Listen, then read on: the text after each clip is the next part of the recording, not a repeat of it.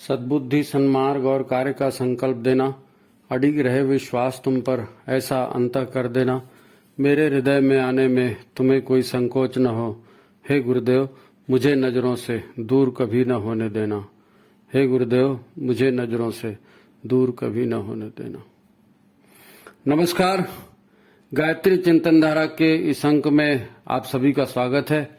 आशा है आप स्वस्थ होंगे, प्रसन्न होंगे। मित्रों, दूसरा व्यक्ति हमारा उतना नुकसान नहीं करता जितना हम स्वतः ही अपनी हानि अपने ही हाथों कर बैठते हैं।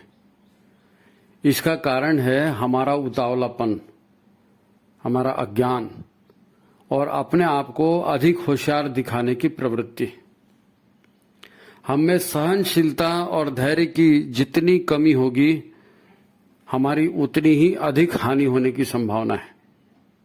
अच्छा, दूसरे जब दुख मुसीबत में होते हैं तो हम बड़े ज्ञानी बनते हैं, तब हमारे पास एक से एक सलाह उपलब्ध होती है, परंतु जब चोट हम पर पड़ रही होती है तब सारे रास्ते बंद मालूम पड़ते हैं। ऐसा क्यों होता है? इस पर चिंतन जरूरी है। अनुकूल और प्रतिकूल परिस्थितियां सभी के सम्मुख आती हैं। यदि हम सजग रहें तो अनुकूल परिस्थितियों का लाभ उठा सकते हैं और प्रतिकूल परिस्थितियों में शांत रहकर हानि को कम भी कर सकते हैं, और उस स्थिति में शांत रहते हुए अपनी शक्ति बढ़ाने का काम भी हम कर सकते हैं। तो आज का ये विषय बड़ा महत्वपूर्ण है, बड़ा गंभीर है और जीवन में हमें काफी कुछ देने वाला है नहीं? जब आंख खुले तभी सवेरा। तो इसके पहले कि चैनल अपन कार्यक्रम शुरू करें, आप चैनल को लाइक कर लें, शेयर कर लें, सब्सक्राइब कर लें तो ठीक है। आज का विषय प्रारंभ करते हैं। मित्रों, जब हम किसी विषय को समझने सीखने का प्रयत्न करते हैं तो मन प्रायः बार बार उचट जाता है और कोई अन्य ही विचार दिमाग में घूमने लगता है। जब मन एकाग्र नहीं हो पाता, हम बात को समझ नहीं पाते। यही हमारा सच है। अच्छा, जब मन किसी विषय पर लगा हो तब हमारे आसपास कुछ भी हो जाए हमें पता भी नहीं चलता। आप शारीरिक रूप से नींद में नहीं हैं, आंख कान सब खुले हैं, फिर भी आपको पता ही नहीं चलता कि हमारे आसपास क्या हो रहा है, क्योंकि इंद्रियों का मालिक मन कहीं और होता है। आप पढ़ाई के दिनों को याद करें, आधा आधा घंटा किताब का पेज खुला रहता था, पर मन कहीं और होने से आंखों को किताब में कुछ दिखता ही नहीं था, है नहीं? हम ये सोचकर खुश रहते हैं कि किसी को क्या मालूम हमारे मन में क्या चल रहा है, क्या प्लान बना रहे हैं हम अंदर ही अंदर। इसे ही कहते हैं बेहोशी में जीना। सब ऐसे ही जी रहे हैं, इसीलिए तो ठोकर लगती है, इसीलिए हम गिरते हैं, इसीलिए हमारे साथ दुर्घटनाएं होती हैं। कुछ हाथों से छूट जाता है, कुछ हमें मालूम होने पर भी उस क्षण हम उसे भूल जाते हैं, है नहीं? इसके कई और कारण हैं, लेकिन कोई दूसरा दोष ही नहीं है। दोष कहीं ना कहीं हम देखेंगे तो हमारा ही दिखेगा। जब हमारा चित्त ठिकाने पर होगा, मन शांत होगा, हम में कुछ धैर्य होगा, तब तो सारा सीन बदल जाएगा। निश्चित ही जब आप परिस्थिति को ठीक समझ पाएंगे तो फिर आपकी प्रतिक्रिया भी अलग तरह की होगी। बात को समझो, हर व्यक्ति का अपना खुद का स्वभाव होता है। स्वभाव माने खुद का भाव। वही भाव सदा उसके ऊपर हावी होता है। चित्त सदा उसी भाव में प्रवृत्त होने को उत्सुक होता है जो हमारा खुद का भाव है। उसके साथ हमारा अहंकार जुड़ा हुआ है, हमारी पहचान जुड़ी हुई है, वही हमारा भाव है। तो इसके विरुद्ध कुछ जानना करना कोई नहीं चाहता। व्यक्ति की रुचि अरुचि भी उसके अपने इस स्वभाव के आधार पर ही बनती है। यह उसका निजी भाव उसके डीएनए के रूप में हो सकता है, उसे माता पिता से मिला हो, या फिर यह भी हो सकता है कि वातावरण से उसे मिला हो, या यह भी हो सकता है कि इस स्वभाव को वो अपने पिछले जन्मों से कैरी ऑन करके लाया हो उसका मन, है नहीं? इनमें से कुछ भी हो सकता है। अब सोच कर देखें, कहां हमारी वर्तमान स्थिति और कहाँ हमारी मनस्थिति है ना। जब हम कुछ पॉज लेते हैं, माने कुछ रुकते हैं, धैर्य रखते हैं, है ना, कुछ ठहरते हैं, तब मन की दुनिया से वास्तविक दुनिया में हमारा मन आता है। कुछ ठहरेंगे तब आएगा, जल्दीबाजी में नहीं आएगा। तब क्या प्रतिक्रिया होती है? तब हम कहते कि ओ ये बात है, मैं तो कुछ और ही सोच रहा था। वास्तविकता से परिचय होता है, तब हम कहते कि नहीं वो गलत हो रहा था, मैं अब मैं समझा। मित्रों, यही हमारी जिंदगी का सबसे बड़ा सच है। हमारा मन हमारे साथ साथ अपनी स्मृतियां, अपनी भावनाओं, अपनी पुरानी कामनाओं का पिटारा लिए हुए चलता है ना। हमारा मन वह आज में नहीं जीता। मन या तो सदा पिछली बातों में जीता है, या मन सदा भविष्य की कल्पनाएं करता है। इसलिए वो आज को समझ नहीं पाता और प्रायः हम अवसर खो देते हैं, है ना, क्योंकि हमारा मन कहीं और रहता है। हम वर्तमान परिस्थिति को विश्लेषण नहीं कर ही नहीं पाते, हम अवसर खो देते हैं। या फिर स्वभाववश कोई सहज ही प्रतिक्रिया दे देते हैं और वो परिस्थिति के विपरीत होती है, तब हमें बड़ा नुकसान उठाना पड़ता है। इसीलिए कहा गया है कि पहले बात को ठीक से समझ लो, तब कुछ करो या बोलो, नहीं तो अपनी जिंदगी आप स्वतः ही बर्बाद कर डालोगे। अब आज के कारपोरेट युग में, विज्ञापन प्रचार के युग में ये बहुत कठिन है, क्योंकि लोगों को अपने स्वार्थ से मतलब है। उनका काम निकल गया तो वो फिर आपकी ओर देखेंगे भी नहीं, है नहीं।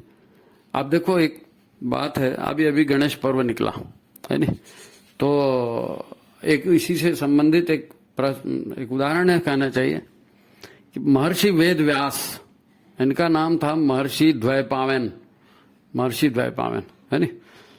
वेद व्यास इनको कहते हैं, वेदों की रचना इन्होंने की, है ना। वेद व्यास इसीलिए कहा गया कि उन्होंने देवताओं के आदेश पर सारे वैदिक सूत्रों को लिपिबद्ध करके वेदों के रूप में, पुस्तक के रूप में सामने लाया। अच्छा, ये हुआ कैसे? वो भी तो एक इंसान ही थे ना, वेदव्यास भी एक इंसान ही थे।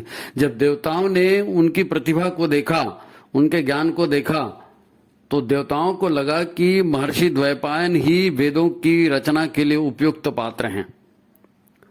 अब देवताओं का अनुरोध था, इसलिए उनको लिखना था।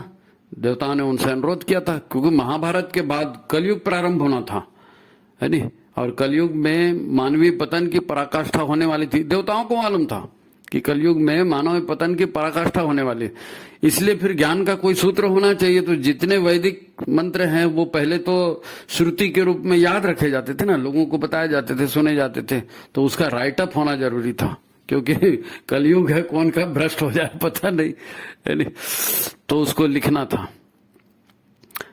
तो फिर अब वेद व्यास जी को भी अपने ज्ञान पर बड़ा अहंकार था, वो वैदिक सूत्रों को लिखने बैठे तो बात गड़बड़ा गई।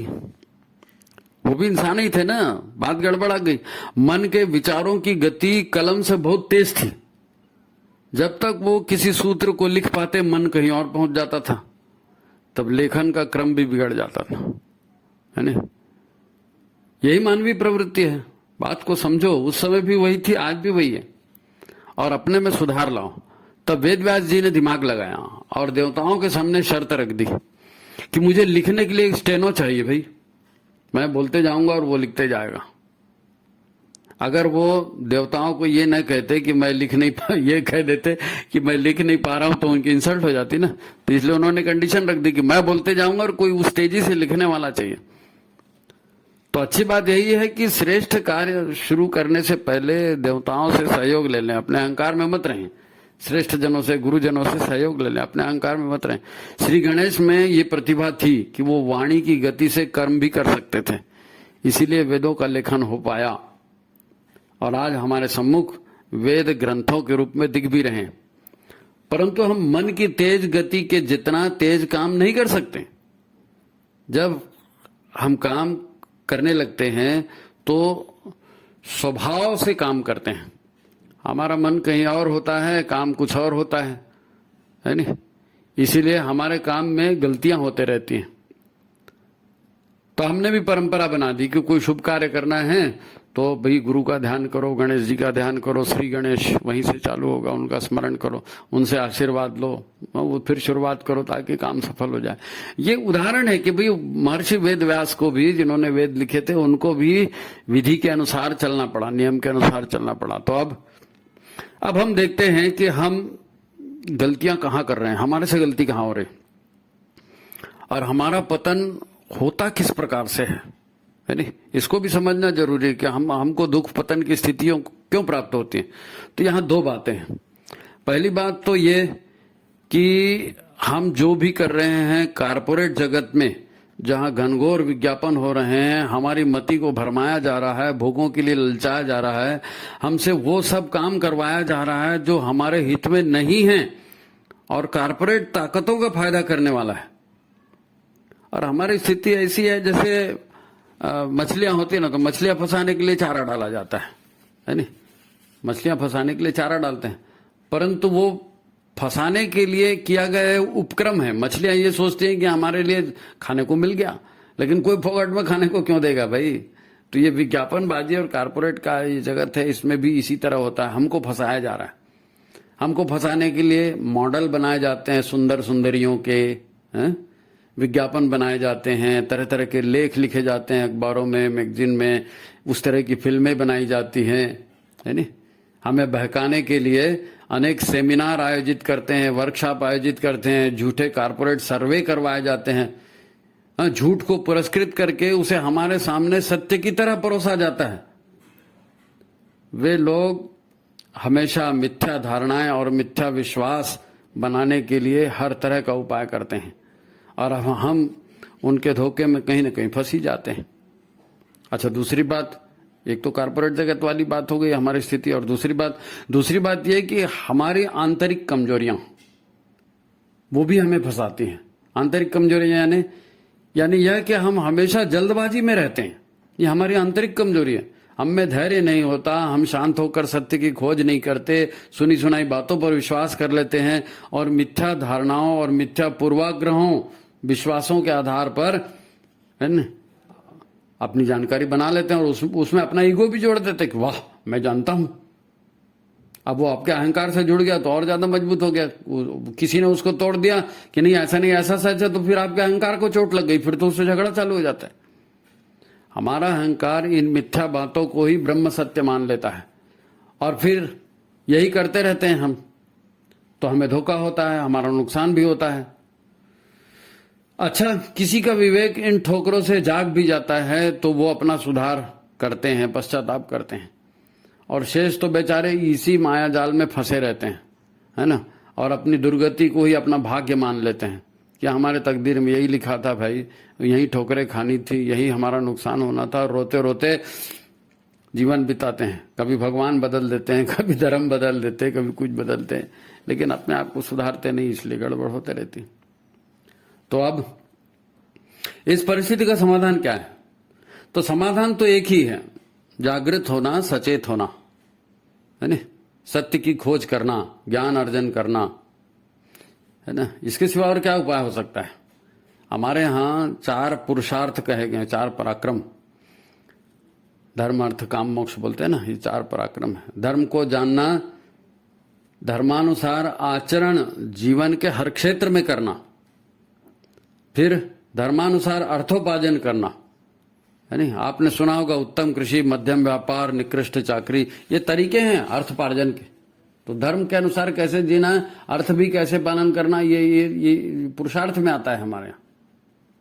फिर अपनी कामनाओं पर संयम की बात कही गई है 4 पुरुषार्थों में, कामनाओं पर संयम की बात की गई, यानी धर्म के आधार पर आप काम सेवन कीजिए, है ना। ऐसा नहीं कि हम तो फ्री हैं जी, हम किसी के गुलाम नहीं है जी, हमारी मर्जी जी, हम तो जो चाहे वो करें, नहीं। अपनी कामनाओं पर संयम की बात, धर्म के आधार पर काम सेवन की बात, और फिर काम सेवन के बाद उसके बाद भी चौथा एक और पुरुषार्थ है कि इस आधार पर जीते हुए मोक्ष के लिए प्रयत्न करना।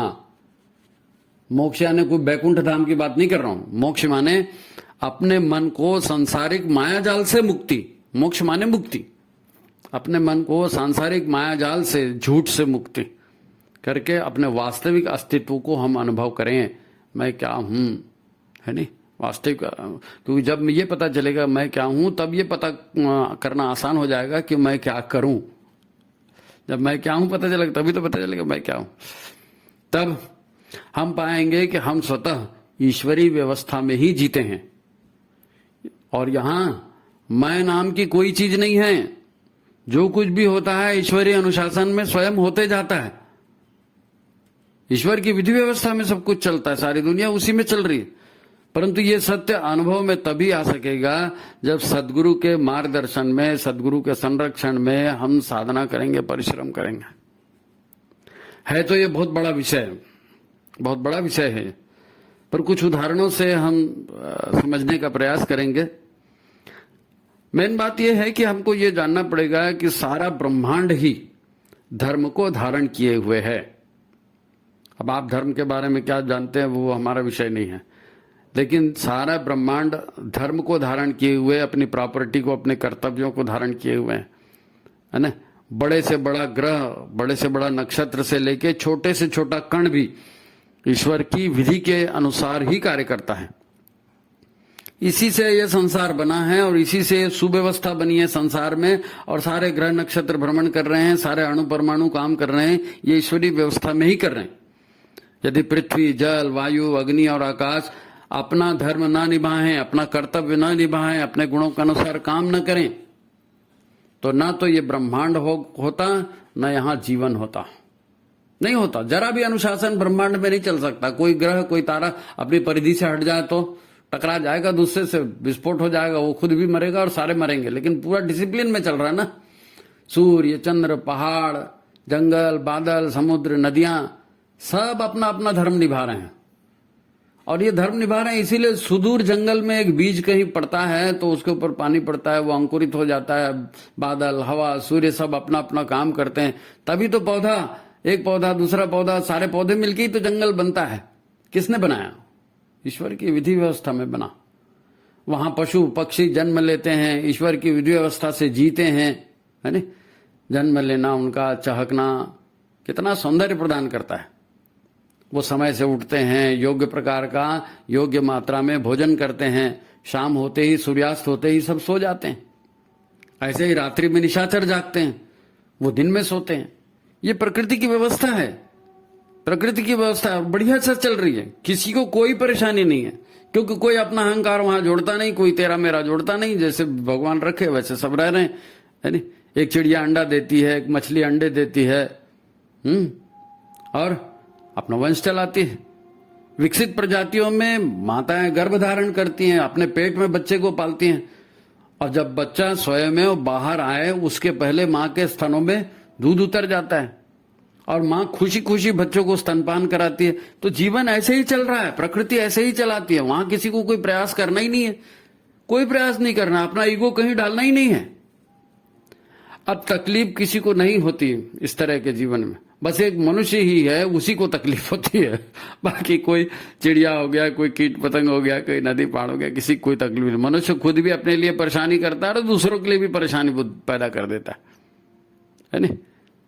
अपने अहंकार और अपने कुबुद्धि के चलते सारे संसार को खत्म किए जा रहा है इंसान। आज जिस डाल पर हम बैठे हैं उसी डाल को काट रहे हैं, और हम सोचते हैं कि हमारे जैसा बुद्धिमान कोई नहीं। हमारे उतावलेपन, हमारे अज्ञान और अधिक होशियारी दिखाने के चक्कर में ये सब हो रहा है नहीं। हमें पैसे नहीं पुरते, खाया पिया हजम नहीं होता, हाथ पैर में दर्द होता है, सिर में दर्द होता है, कॉन्स्टिपेशन होता है, पेशाब में शक्कर जाने लगती है, टेंशन बढ़ जाता है, फिर हम नशा करते हैं, है नहीं। मासिक धर्म अनियमित हो जाता है, माँ बनने में परेशानी, बाप बनने में परेशानी, गर्भ ठहरने में परेशानी, उधर एसिडिटी हो रही है, कमर दर्द हो रहा है, घुटने का दर्द, रात की नींद गायब, हाई ब्लड प्रेशर हो गया, फिर इधर अकेलापन हो रहा है, परिवार टूट रहे हैं, पागलपन बढ़ रहा है, हिंसा, बलात्कार, चोरी, डकैती, देशद्रोह, भ्रष्टाचार, अरे सब हो रहा है भाई। जो कुछ भी आज हो रहा है ये सब हम कर रहे हैं, खुद होके कर रहे हैं, और बड़े होशियार हैं इसलिए कर रहे हैं। हमारी करनी से नदियां सूख रही है, हमारी करनी से ग्लोबल वार्मिंग हो रहा है, हमारी करनी से ही देश आपस में लड़ रहे हैं, और हम कोरोना जैसी बीमारियां पैदा कर रहे हैं, खुद भी मर रहे हैं, दूसरे भी मार रहे हैं। अब क्या क्या क्या बोले, आप सब देख रहे हो, सब इंसान की करनी ही तो है, और बहुत अच्छा सोच रहे हैं, यही बोल के कर रहा है। कोई ये सोच अपना नुकसान करने के लिए नहीं कर रहे हैं, सब यही सोचते हैं कि हम बहुत अच्छा कर रहे हैं, ये हो रहा है बहुत अच्छा है। अच्छा, धार्मिक संगठन भी, उसके अंदर भी आप देखोगे तो एक दूसरे की टांग खिंचाई होते रहती है। क्या क्या बोलोगे। तो अब क्या होगा, तो विनाश तो हो रहा है और इसको कोई रोक भी नहीं सकता। दिख रहा है हो रहा है, नहीं दिख रहा है आपको, महाकाल लगे हैं विनाश में। जो भी प्रकृति के विरुद्ध चलेगा उसका विनाश होगा ही होगा, उसके ऊपर कोई दया मैं नहीं। लेकिन हाँ, इसके साथ नवनिर्माण की भी आधारशिला रखी गई है, नवनिर्माण का भी उपक्रम चल रहा है, क्योंकि भगवान का ये विषय था ना, परित्राणाय साधुनाम विनाशाय च दुष्कृताम। तो जो विनाश दुष्टता करेगा उसका शरीर भी जाएगा, उसका देश भी जाएगा, उसका धर्म भी जाएगा, सब जाएगा। डेढ़ होशियार बनेगा, भगवान के नीति के विरुद्ध काम करेगा तो मरेगा, है नहीं। तो परित्राणाय साधुनाम में हम परित्राण होता हुआ भी देख रहे हैं। स्वयं भगवान महाकाल गुरु के रूप में आए हैं और गुरु ने हमको संकल्प दिया है। संकल्प याद है ना आपको, हम ईश्वर को सर्वव्यापी और न्यायकारी मानकर उसके अनुशासन को अपने जीवन में उतारेंगे।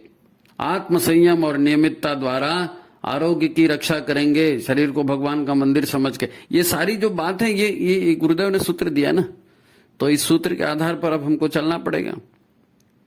तो फिर ये पूरा पिक्चर हमारे सामने में है नहीं। या तो आप ईश्वरीय व्यवस्था से चल लीजिए, या तो अपने अहंकार में अपनी मनमानी से चल लीजिए, है नहीं। मनमानी से चलेंगे, मन ने बनाई है दुनिया, ईश्वर ने बनाई है दुनिया। तो चलो ठीक है, ये काफी है, आप इसको 2-4 बार सुनिए, है नहीं, और इसको गहन चिंतन करिए। तो अब डेढ़ होशियारी मत दिखाना भाई, तुम विधाता को धोखा नहीं दे सकते, ठीक है। हर बात की एक ही बात, तुम विधाता को धोखा नहीं दे सकते। विधाता ने ये दुनिया बनाई है और उसी के नियमों से चलेगी। तुम चलोगे साथ में तो ठीक है, मजे करो, नहीं चलोगे तो मरो। तो आज की बात यही समाप्त करते हैं, है ना। इसको लाइक करें, ज्यादा से ज्यादा शेयर करें, है नहीं। और ये विचार क्रांति अभियान है, आप जितना ज्यादा शेयर करेंगे, जितने ज्यादा लोगों तक पहुंचाएंगे, है ना, लोगों के पास विचार क्रांति का संदेश। आप इतना करिए, अपना कमेंट जरूर लिखिए, लाइक करिए, है ना। तो आज की बात यही समाप्त करते हैं। सभी को प्रणाम, नमस्कार।